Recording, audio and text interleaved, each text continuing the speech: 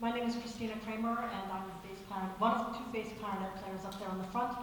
I had a long career as a professor of linguistics and Slavic languages at the University of Toronto, and when I retired just before the pandemic, lucky me, I launched on my fantasy second career, which is to play bass clarinet and clarinet in various music ensembles.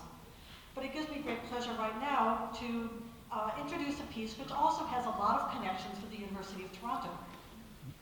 The piece When the Sun Comes After Rain began life as a poem by Robert Louis Stevenson.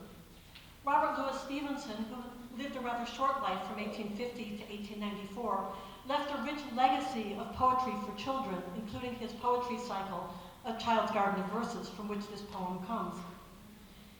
In this poem, it begins, when the sun comes after rain and the bird is in the blue, the girls go down the lane, 2 by 2. And then the poem follows the life cycle of the children as the girls go up the meadow, and at the end, when finally life comes to its even, the girls go to heaven home at last.